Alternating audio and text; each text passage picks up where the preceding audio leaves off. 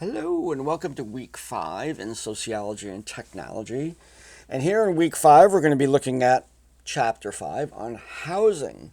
We introduced the technology of shelter. Certainly if we think about the history of humanity, one of the premier technologies that we created was building shelters rather than just finding them. Started building them, and certainly that technology has changed over the years, and many of you are going to be actually involved in the building of shelters of various kinds as part of your career, whether you're into building itself or the installing electronics or installing electricity, or whether you're going to be doing finished carpentry or any one of those, any plumbing and heating, all of these things that have to do with building shelters.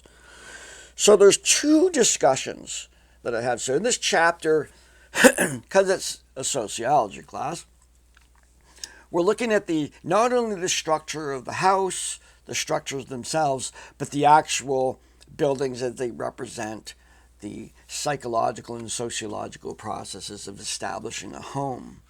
So in the first discussion, just where have your homes been versus where have you lived?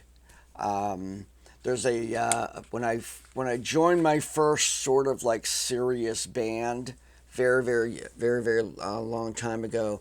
One of the we were practicing, and the guitar player came to an epiphany, and he said, "Wow, this is the first time I have been in a band where there's not at least one member of the band who's currently living in their car." And so it was very funny, like we've arrived now that we're all settled enough to actually have a place to live aside from our car.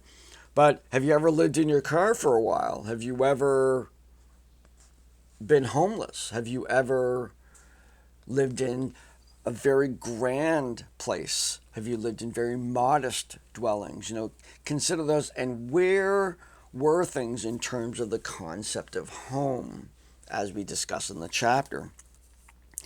The second discussion looks at some of these examples, and you're free to look up some more. And go out there on the web and see if you can find some different housing, like tiny houses and, aggregate living and, all these different ways in which people are seeking out home, including the line, and interesting, under construction now.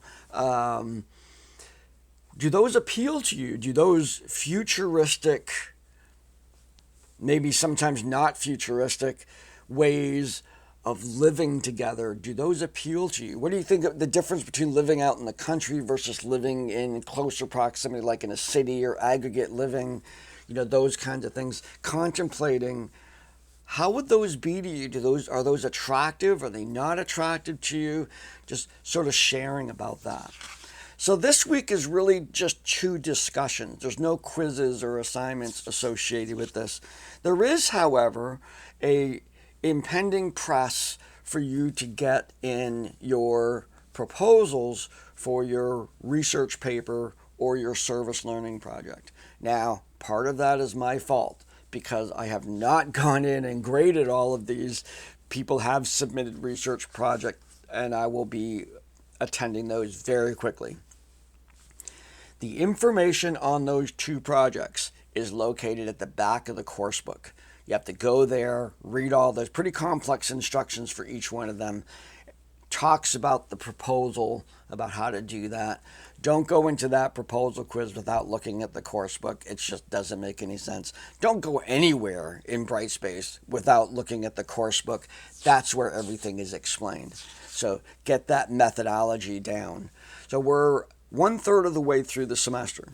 So this is a very, very important time to finalize that process of the research project or the service learning project. And please do not start any of these before you have my approval. And I know that I'm holding some people back from moving forward on the research projects, and I apologize for that.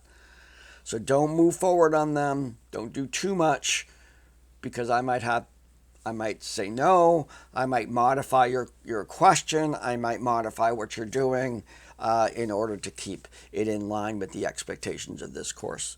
So that's for this week. I promise you I'll get to those research paper and service learning proposals. Please check the resources that are available for volunteering. We have a resource called Give Pulse on the KVCC resources that provides links to different events that are going on campus, that are going on outside of KVCC. Please avail yourselves to that. And I'll be probably posting a little bit more in terms of announcements as the Give Pulse resource becomes even more robust.